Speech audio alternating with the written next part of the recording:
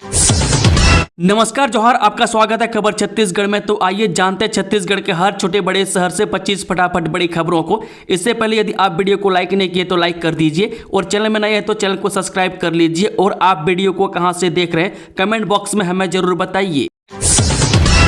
रायपुर नगर पालिक निगम निर्वाचन की मतगणना आज सुबह 9 बजे से 70 वार्डों के लिए 15 राउंड में होगी गिनती। नगरीय निकाय निर्वाचन 2025 के तहत सेजबहार स्थित स्ट्रांग रूम में मतगणना सुबह 9 बजे से शुरू होगी। में सबसे पहले डाक मत पत्रों की गिनती होगी। इसके पश्चात 9:30 बजे से ईवीएम मशीन से मतों की गणना होगी। में 70 वार्डों में हुए मतदान के लिए लगभग 15 राउंड में गिनती की जाएगी। इसके लिए 104 मतगणना टेबल लगाए गए। में साथ ही पोस्टल बैलेट की गणना के लिए 10 टेबल सुनिश्चित की गई है। उल्लेखनीय है कि स्ट्रांग रूम में सुरक्षा के व्यापक किए गए। वह साथ ही सीसीटीवी कैमरे भी लगाए गए हैं। पूर्व मुख्यमंत्री भूपेश बघेल के फार्म हाउस में चोरी, जानिए किन किन सामानों पर चोरों ने किया हाथ साफ, जांच में जुटी पुलिस। जी हां, पूर्व मुख्यमंत्री भूपेश बघेल के फार्म हाउस में अज्ञात चोरों ने चोरी की वारदात को अंजाम दिया है। अमलेश्वर पुलिस ने फार्म हाउस के चौकीदार की शिकायत पर अज्ञात चोरों के खिलाफ चोरी का मामला दर्ज कर जांच में जुट गई है। बता दें कि फार्म हाउस के चौकीदार नरोत्तम यादव ने पुलिस को बताया कि वह पूर्व सीएम भूपेश बघेल के कुरुदडी स्थित फार्म हाउस में काम करते हैं और फार्म हाउस में धान बुआई का काम चल रहा है। वह सिंचाई के लिए फार्म हाउस में बने कमरे में कुंडी तोड़कर चोर पित्तल के 5 नल चोरी कर ले गए। वह चौकीदार जब रोजाना की तरह बुधवार सुबह फार्म हाउस गया तो कमरे का कुंडी टूटी हुई थी, तब घटना का पता चला। बता दें कि मंगलवार को सिंचाई करने के बाद कमरे में ताला लगाकर वह घर चला गया था। वह चोरों ने बिजली के बोर्ड में लगा कट आउट काले रंग के वायर के साथ खेत में लगा केबल भी चोरी कर ले गए। अज्ञात चोरों ने पूर्व मुख्यमंत्री के फार्म हाउस में 15,000 की चोरी की वारदात को अंजाम दिए। वह पुलिस ने चौकीदार की शिकायत पर मामला दर्ज कर अज्ञात चोरों के खिलाफ तलाश कर रही है। रायगढ़ में कबाड़ के अवैध धंधे पर जीएसटी का एक्शन, तस्करी के मामले में मिली भगत का शक। जब उड़ीसा से कबाड़ लौटकर रायगढ़ में तस्करी की कोशिश को जीएसटी टीम ने विफल कर दिया। जीएसटी टीम ने उर्दना बैरियर के पास 2 ट्रक को रोका जिसमें बिना जीएसटी बिल के कबाड़ लोड था। इस ट्रक को पकड़ा गया और तस्करी की कोशिश को नाकाम किया गया। इसके अलावा एक जाली लोड पिकअप और सरिया लोड मायदा ट्रक को भी जब्त किया गया और कार्रवाई की गई। वैलेंटाइन डे के विरोध में लाठी डंडों के साथ पार्कों में घुसे बजरंग दल का कार्यकर्ता। जब दुर्ग जिले के भिलाई में वैलेंटाइन डे के अवसर पर छत्तीसगढ़ बजरंग दल के कार्यकर्ताओं ने शहर के विभिन्न पार्कों में दबिश दी और वहां मौजूद प्रेमी जोड़ों को धमकाने की कोशिश की। बजरंग दल के कार्यकर्ता हाथों में बेसबॉल बैट और लाठियों लिए गुस्से में नजर आए। कई स्थानों पर उन्होंने प्रेमी जोड़ों को सबक सिखाने का प्रयास किया, लेकिन मौके पर पहुंची पुलिस ने स्थिति को नियंत्रण में ले लिया। 5वीं 8वीं परीक्षा के समय में बदलाव, नोट करें नया टाइम टेबल। 10वीं 12वीं छात्रों के लिए हेल्पलाइन नंबर जारी। जो छत्तीसगढ़ 12वीं 8वीं केंद्रीकृत परीक्षा के समय में बदलाव हुआ है। वह परीक्षा सुबह 8 बजे की जगह अब 9 बजे से आयोजित की जाएगी। लोक शिक्षण संचालय ने समय में बदलाव किया है। मूल्यांकन को लेकर भी लोक शिक्षण संचालय ने आदेश जारी किया है। बता दें कि वार्षिक परीक्षा में अनुपस्थित बच्चों को पूरक परीक्षा में बैठने का अवसर दिया जाएगा। वहीं 10वीं 12वीं की बोर्ड परीक्षा के लिए शनिवार से हेल्पलाइन नंबर जारी होगी। छत्तीसगढ़ माध्यमिक शिक्षा मंडल हेल्पलाइन सुविधा भी शुरू करेगी, जिसमें विद्यार्थियों और शिक्षकों की समस्याओं को दूर किया जाएगा। हेल्पलाइन नंबर की सुविधा सुबह 10:30 बजे से शाम 5 बजे तक चालू रहेगी। रायपुर से अयोध्या, रांची और जयपुर के लिए जल्द उड़ाने, डीजीसीए को भेजा गया प्रस्ताव। जब स्वामी विवेकानंद एयरपोर्ट रायपुर से जल्द ही अयोध्या, रांची और जयपुर के लिए फ्लाइट शुरू होगी। इसी मार्च में समर सीजन के नए शेड्यूल में शामिल करने के संकेत मिले हैं। ट्रेवल से संचालकों की मांग पर विमानन कंपनियों ने नागरिक उड्डयन महानिदेशालय को प्रस्ताव भेजा है। इसमें बताया जाता है कि भगवान श्री राम की नगरी अयोध्या में रामलला के दर्शन के साथ ही रांची और जयपुर के लिए फ्लाइट चलाने की मांग पिछले काफी समय से चल रही है। उक्त तीनों ही शहरों से बड़ी संख्या में यात्रियों का आवागमन होता है। सीधी और कनेक्टिंग फ्लाइट के कारण यात्रियों को परेशानी का सामना करना पड़ता है। विजेता टीम को मिलेंगे इतने करोड़, आईसीसी ने प्राइज मनी का किया ऐलान, जाने पूरी डिटेल्स। जो 19 फरवरी से आईसीसी चैंपियंस ट्रॉफी 2025 का आगाज होने जा रहा है। मैं इस बार चैंपियंस ट्रॉफी की मेजबानी पाकिस्तान कर रहा है, लेकिन टीम इंडिया हाइब्रिड मॉडल के चलते अपने सभी मैच दुबई में खेलने वाली है।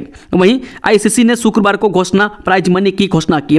मैं आईसीसी चैंपियंस ट्रॉफी 2025 की विजेता टीम को $6.9 मिलियन की पुरस्कार राशि में से $2.24 मिलियन मिलियन डॉलर लगभग 20 करोड़ 8 लाख रुपए की पुरस्कार राशि मिलेगी। इसके अलावा उप विजेता टीम को 1.12 मिलियन डॉलर यानी कि 10 करोड़ 4 लाख रुपए मिलेंगे। वहीं सेमीफाइनल की 4 टीमों को अलग अलग 5.2 करोड़ रुपए मिलेंगे। वह चैंपियनशिप ट्रॉफी 2017 के मुकाबले इस बार प्राइज मनी में 53% की बढ़ोतरी हुई है। ईवीएम को लेकर सियासी घमासान, कांग्रेस प्रत्याशियों ने दिया पहरा। जब छत्तीसगढ़ में ईवीएम मशीन को लेकर राजनीतिक घमासान तेज हो गया, वह कांग्रेस पार्टी लगातार सत्ता पक्ष पर हमलावर है और ईवीएम में छेड़छाड़ की आशंका जता रही है। इसी संदर्भ में जसपुर नगर पालिका चुनाव के बाद से कांग्रेस प्रत्याशी स्ट्रांग रूम के बाहर पहरा दे रहे हैं। बता दें कि नगर पालिका अध्यक्ष और पार्षद पद के कांग्रेस प्रत्याशी खुद स्ट्रांग रूम के बाहर बिस्तर लगाकर रात भर निगरानी कर रहे हैं। उनका आरोप है कि ईवीएम में गड़बड़ी की संभावना बनी हुई है, इसलिए वे निष्पक्षता सुनिश्चित करने के लिए खुद पहरा दे रहे हैं। अंतर्राज्यीय गांजा तस्करों की गिरफ्तारी, 78 किलो गांजा बरामद। जिले में गांजा तस्करी के खिलाफ पुलिस का अभियान लगातार जारी है। इसी कड़ी में पुलिस ने 2 अंतर्राज्यीय गांजा तस्करों को गिरफ्तार किया है। आरोपियों के पास से 78 किलो गांजा बरामद किया गया है, जिसकी अनुमानित कीमत 7,08,000 रुपये बताई जा रही है। मिली जानकारी के अनुसार 2 आरोपी लालबाग आमागुड़ा चौक पर 3 बैग के साथ यात्री बस का इंतजार कर रहे थे। पुलिस को इस संबंध में गुप्त सूचना मिली थी, जिसके आधार पर घेराबंदी कर दोनों को मौके पर ही पकड़ लिया गया। पूछताछ के दौरान आरोपियों ने बताया कि वे उत्तराखंड और उत्तर प्रदेश के निवासी हैं। जब पुलिस ने उनके बैग की तलाशी ली तो उसमें बड़ी मात्रा में गांजा बरामद हुआ। आरोपियों ने कबूल किया कि वे यह गांजा उड़ीसा से लाकर उत्तर प्रदेश और उत्तराखंड भेजने की फिराक में थे। पुलिस ने दोनों आरोपियों के खिलाफ एनडीपीएस एक्ट के तहत मामला दर्ज कर लिया है। उन्हें न्यायिक रिमांड पर भेज दिया गया है। गौरतलब है कि जिले में नशे के कारोबार पर लगाम लगाने के लिए पुलिस लगातार कड़ी कार्रवाई कर रही है। इस तरह की कार्रवाई से तस्करों के हौसले पस्त हो रहे हैं और अवैध मादक पदार्थों की तस्करी पर शिकंजा कसा जा रहा है। महाकुंभ में किन्नर अखाड़े की महामंडलेश्वर पर जानलेवा हमला, शिष्य भी हुई घायल।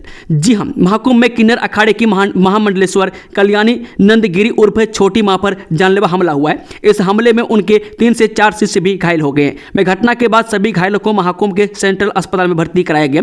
जानकारी मिलते ही पुलिस मौके पर पहुंची और मामले की जांच में जुट गई है। पुलिस हमलावरों की पहचान करने का प्रयास कर रही है। गौरतलब है कि इससे पहले किन्नर अखाड़े की जगत गुरु हिमांगी सखी पर भी जानलेवा हमला हुआ था। इस हमले में वे गंभीर रूप से घायल हो गई थी। हिमांगी सखी पर हुए हमले को महामंडलेश्वर बनाए जाने को लेकर उठे विवाद से जोड़ा जा रहा था। इस मामले में आचार्य महामंडलेश्वर लक्ष्मी नारायण त्रिपाठी पर आरोप लगे थे। सूत्रों के मुताबिक हिमांगी सखी पर हमला करने वाले लोग फर्नीचर गाड़ी से पहुंचे थे और उन्होंने तोड़फोड़ भी की थी। यह पूरा घटनाक्रम सीसीटीवी कैमरे में कैद हो गया था, जिसका वीडियो सोशल मीडिया पर तेजी से वायरल हो रहा था। महाकुंभ में हो रही इन घटनाओं ने प्रशासन की सुरक्षा व्यवस्था पर भी सवाल खड़े कर दिए। पुलिस मामले की गंभीरता से जांच कर रही है और दोषियों के खिलाफ कड़ी कार्रवाई की बात कह रही है। युवक की गोली मारकर हत्या, इलाके में दहशत। छत्तीसगढ़ के सारंगढ़ में एक युवक की गोली मारकर हत्या कर दी गई। बताया जा रहा है कि मृत युवक रानी सागर स्थित ब्रेड फैक्ट्री में मजदूर था। अज्ञात आरोपियों ने लगातार 3 राउंड फायरिंग की है। मौके पर पहुंची पुलिस ने बंदूक की गोली और एक कार को जब्त कर मामले की जांच कर रही है। छत्तीसगढ़ बोर्ड परीक्षा के विद्यार्थियों के लिए हेल्पलाइन सेवा शुरू, कॉल पर मिलेगा समस्या का समाधान। छत्तीसगढ़ माध्यमिक शिक्षा मंडल यानी कि मासिम 10वीं और 12वीं बोर्ड परीक्षा को लेकर विद्यार्थियों, शिक्षकों और अभिभावकों की सहायता के लिए 15 फरवरी से हेल्पलाइन नंबर शुरू कर रहा है। इस पहल के तहत परीक्षा और विषय संबंधित समस्याओं का समाधान विशेषज्ञों द्वारा किया जाएगा। मंडल की अध्यक्षा रेणुजी पिल्ले और सचिव पुष्पा साहू के निर्देश पर इस हेल्पलाइन नंबर का संचालन किया जा रहा है। छात्र सुबह 10:30 बजे से शाम 5 बजे तक टोल फ्री नंबर 1800-233-4363 पर कॉल कर अपनी समस्याओं का समाधान प्राप्त कर सकते हैं। बता दें कि 15 से 27 फरवरी तक अंग्रेजी, गणित, भौतिक शास्त्र, रसायन शास्त्र, जीव विज्ञान और लेखा शास्त्र के विषय विशेषज्ञों द्वारा विद्यार्थियों की कठिनाइयों को दूर किया जाएगा। इसके साथ ही मनोचिकित्सक, मनोवैज्ञानिक और शैक्षिक अभिप्रेरक परीक्षा भय और तनाव जैसी समस्याओं के समाधान हेतु परामर्श देंगे। राजिम कुंभ में सुरक्षा बलों की अनोखी पहल, नन्हे बच्चों के लिए सुरक्षा बैंड, गुम होने पर जल्द मिलेगा फिर परिवार। जब राजिम कुंभ कल्प मेले में श्रद्धालुओं की भारी भीड़ उमड़ रही है, ऐसे में सुरक्षा व्यवस्था को और मजबूत बनाने के लिए मेले में तैनात सुरक्षा बलों ने सुरक्षा बैंड नामक एक अनोखी पहल शुरू की है। इस बैंड को छोटे बच्चों के हाथों में बांधा जा रहा है, जिसमें उनके माता पिता का नाम, पता और मोबाइल नंबर लिखा गया है। इस पहल का उद्देश्य मेले में बच्चों के गुम होने की स्थिति में उन्हें जल्द से जल्द उनके परिवार से मिलना है। अक्सर मेलों और बड़े आयोजनों में भीड़ भाड़ के कारण छोटे बच्चे अपने परिवार से बिछड़ जाते हैं, जिससे परिजनों की चिंता बढ़ जाती है। सुरक्षा बैंड की मदद से यदि कोई बच्चा गुम हो जाता है तो उसे पाने वाला व्यक्ति बैंड में लिखे मोबाइल नंबर पर संपर्क कर तुरंत माता पिता तक पहुंचा सकता है। श्री नारायण हॉस्पिटल में 2 दिवसीय कॉम्प्लेक्स एंजियोप्लास्टी एवं सीटीओ वर्कशॉप का सफल आयोजन। राजधानी के देवेंद्र नगर स्थित श्री नारायण हॉस्पिटल में 2 दिवसीय कॉम्प्लेक्स एंजियोप्लास्टी एवं सीटीओ वर्कशॉप का सफलतापूर्वक समापन हुआ। इस वर्कशॉप में चेन्नई के विख्यात कार्डियोलॉजिस्ट डॉक्टर गगनराज और श्री नारायण हॉस्पिटल के वरिष्ठ कार्डियोलॉजिस्ट डॉक्टर मनोज गुप्ता समेत शहर के कई प्रतिष्ठित हृदय रोग विशेषज्ञों ने हिस्सा लिया। वर्कशॉप के दौरान 7 से 8 गंभीर हृदय रोगियों का उपचार किया गया, जिनकी एंजियोग्राफी में जटिलताएं और सीटीओ होने के कारण सामान्य एंजियोप्लास्टी या बाईपास सर्जरी संभव नहीं थी। इन मरीजों की सफल एंजियोप्लास्टी के लिए आधुनिक यानी कि IVUS यानी कि इंट्रावेस्कुलर अल्ट्रासाउंड, IVL यानी कि इंट्रावेस्कुलर लिथोट्रिप्सी और रोटाबेलेशन जैसी आधुनिक तकनीकों का उपयोग किया गया। हृदय की जटिल बीमारियों का उन्नत तकनीकों से सफल इलाज होने के कारण अगले 2-3 दिनों में सभी मरीजों को पूर्णतया स्वस्थ अवस्था में अस्पताल से डिस्चार्ज कर दिया जाएगा। चाइनीज मांझे का कहर जारी, बुजुर्ग गंभीर रूप से घायल। छत्तीसगढ़ की राजधानी रायपुर में प्रतिबंध के बावजूद चाइनीज मांझे का कहर थमने का नाम नहीं ले रहा है। हाल ही में हुए एक ताजा हादसे में एक स्कूटी सवार बुजुर्ग गंभीर रूप से घायल हो गए। इस घटना में 61 वर्षीय होमराज ब्राह्मणकर का मुंह और अंगूठा पूरी तरह से कट गया। गुरुवार को अमलीडी निवासी होमराज ब्राह्मणकर स्कूटी से रेलवे स्टेशन की ओर जा रहे थे। इसी दौरान एक्सप्रेस वे पर पंडरी क्षेत्र में उनका चेहरा और हाथ चीनी मांझे की चपेट में आ गया, जिससे वह गंभीर रूप से घायल हो गए। उन्हें पहले पंडरी जिला अस्पताल ले जाया गया, जहां प्राथमिक उपचार के बाद उनकी गंभीर स्थिति को देखते हुए अम्बेडकर अस्पताल में रेफर कर दिया गया। टूरिस्ट बस और स्कॉर्पियो में भीषण भिड़ंत, 1 की मौत, 7 घायल। NH30 पर चाराम थाना क्षेत्र के तारस गांव के पास देर रात एक दर्दनाक सड़क हादसा हुआ। टूरिस्ट बस और स्कॉर्पियो के बीच हुई जबरदस्त टक्कर में एक व्यक्ति की मौत हो गई, जबकि 7 लोग गंभीर रूप से घायल हो गए। हादसे के बाद घायलों को तुरंत चारामा हॉस्पिटल में भर्ती कराया गया, जहां उनका इलाज जारी है। बताया जा रहा है कि टक्कर इतनी तेज थी कि स्कॉर्पियो पूरी तरह से क्षतिग्रस्त हो गई। पुलिस मौके पर पहुंचकर मामले की जांच में जुट गई है। फिलहाल घायलों की स्थिति को देखते हुए कोच को बेहतर इलाज के लिए रेफर करने की संभावना जताई जा रही है। पुलिस दुर्घटना के कारणों की जांच कर रही है। त्रिस्तरीय पंचायत चुनाव का जोर, जनपद सदस्य पद के लिए हेमंत वर्मा ने ठोकी दावेदारी। ब्लॉक मुख्यालय धरसींवा में त्रिस्तरीय पंचायत चुनाव को लेकर चुनाव प्रचार जोरों पर है। प्रत्याशी जीत सुनिश्चित करने के लिए पूरी ताकत झोंक रहे हैं। सरपंच पद के साथ साथ जनपद सदस्य पद के लिए भी जबरदस्त प्रचार अभियान चलाया जा रहा है। बता दें कि इसी क्रम में वरिष्ठ पत्रकार हेमंत वर्मा ने भी जनपद सदस्य पद के लिए अपनी दावेदारी पेश की है। हेमंत वर्मा पिछले 20 वर्षों से पत्रकारिता के क्षेत्र में सक्रिय हैं और राजनीति में भी उनका महत्वपूर्ण योगदान रहा है। उनके समर्थकों का मानना है कि वे एक मजबूत प्रत्याशी हैं, जो पूरी जिम्मेदारी और निष्ठा के साथ जनता का प्रतिनिधित्व कर सकते हैं। 8 लाख का इनामी, 56 जवानों का हत्यारा कौन था? हुंगा कर्मा, जो बीजापुर एनकाउंटर में ढेर। छत्तीसगढ़ के बीजापुर में रविवार को हुई मुठभेड़ में 31 नक्सली मारे गए थे। मुठभेड़ के बाद अब लगातार चौंकाने वाले खुलासे हो रहे हैं। पुलिस ने एक बड़े नक्सली के मारे जाने की बात कही है। बता दें कि छत्तीसगढ़ के बीजापुर जिले में रविवार को सुरक्षा बलों के साथ मुठभेड़ में 31 नक्सली मारे गए थे। इस एनकाउंटर ने नक्सलियों की कमर तोड़ दी है। नक्सलियों की पश्चिम बस्तर डिवीजन को बड़ा झटका लगा। इस मुठभेड़ में एक नामी नक्सली हुंगा कर्मा भी मारा गया। पुलिस ने उसकी पहचान होने के बाद राहत की सांस ली। ये नक्सली कई बड़ी वारदातों का मास्टरमाइंड रहा था। पिछले महीनों जो IED ब्लास्ट हुआ था, इसी नक्सली ने प्लानिंग की थी। इस हमले में 8 जवान शहीद हो गए थे। एक ड्राइवर की मौत भी हुई थी। पुलिस ने अब पुष्टि की है कि इंद्रावती राष्ट्रीय उद्यान क्षेत्र की पहाड़ी में हुई मुठभेड़ में 11 महिला नक्सली भी मारी गई। एनकाउंटर में 2 जवान शहीद और 2 घायल हुए थे। हर दिन 50 लीटर कच्ची शराब की सप्लाई, 40 रुपये में 250 ग्राम, 9 संदिग्ध मौतों पर देखिए NDTV की पड़ताल। जब छत्तीसगढ़ के बिलासपुर जिले का लोफंदी गांव अवैध कच्ची शराब के कारोबार का बड़ा अड्डा बन चुका है। इस गांव में हर दिन करीब 50 लीटर कच्ची शराब गैरकानूनी तरीके से सप्लाई की जाती है। इसके बाद खुले में उसे 40 से 50 रुपये प्रति 250 ग्राम की कीमत पर बेच दिया जाता है। इसका खुलासा खुद लोफंदी के रहने वाले लोगों ने 9 संदिग्ध मौतों की पड़ताल के लिए पहुंची NDTV की टीम के सामने किया। ग्रामीणों ने बताया कि किस तरह से सालों से गांव में अवैध शराब का कारोबार फल फूल रहा है। इस महिला विधायक ने ई रिक्शा चलाकर प्रत्याशी का किया प्रचार। जब छत्तीसगढ़ में त्रिस्तरीय पंचायत चुनाव को लेकर प्रचार जोरों पर है। इस बीच एक महिला विधायक का वीडियो वायरल हुआ है, जिसमें वे खुद ई रिक्शा चलाकर अपने प्रत्याशी का प्रचार करती हुई दिखाई दे रही है।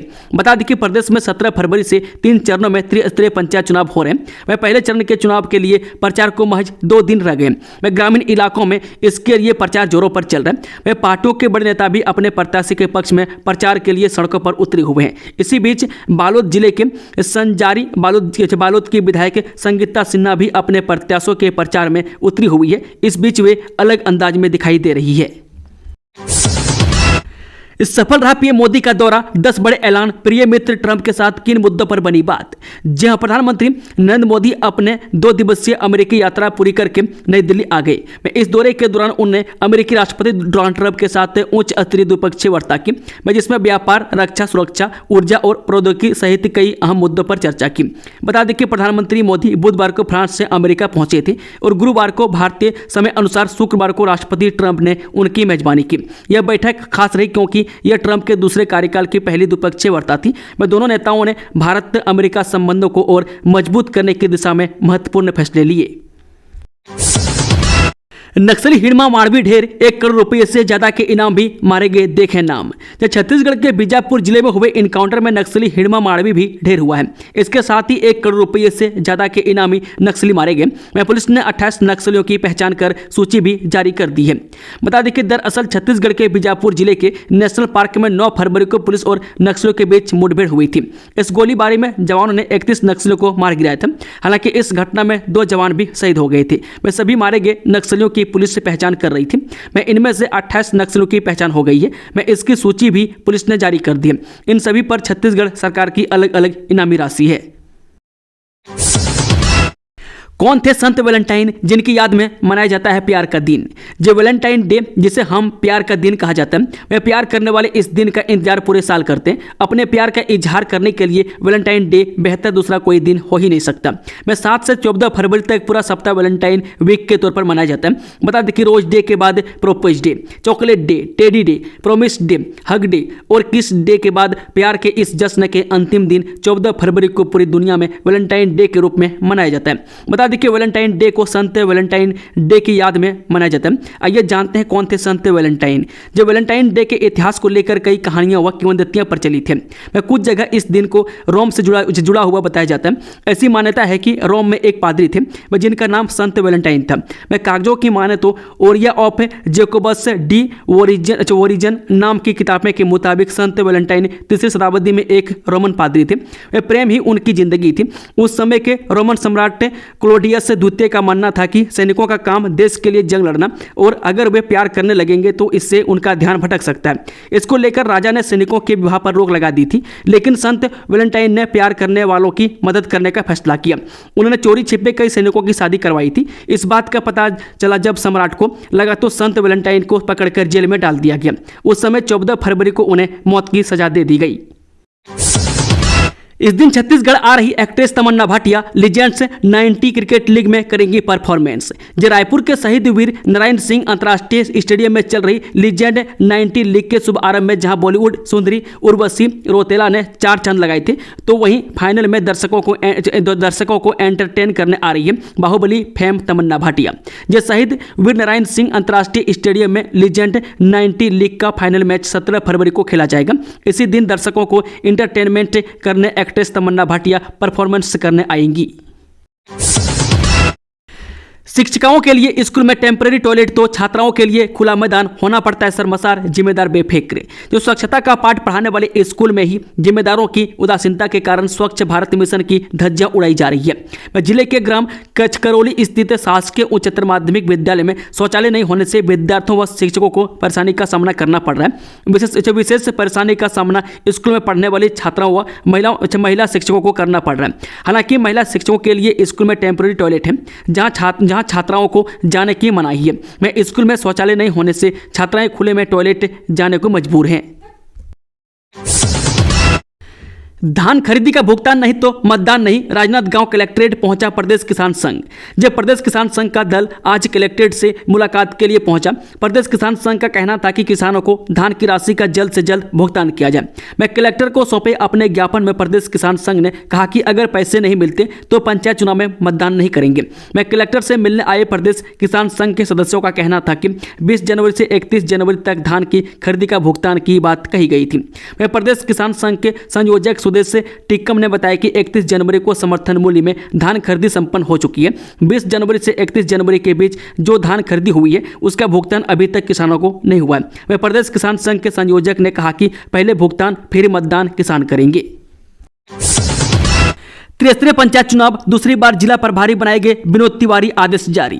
धमतरी जिला प्रभारी एवं प्रदेश कांग्रेस कमेटी के संयुक्त महामंत्री विनोद तिवारी को प्रदेश कांग्रेस कमेटी ने इस बार भी त्रिस्तरीय पंचायत चुनाव प्रभारी नियुक्त किया है। यह आदेश आज पहले चरण के मतदान के ठीक 2 दिन पहले जारी किया गया। वह कांग्रेस पार्टी द्वारा जिला पंचायत के लिए अधिकृत प्रत्याशियों के लिए संगठन को एकजुट कर पूरे 11 सीट निकालने की चुनौती तिवारी के समक्ष होगी।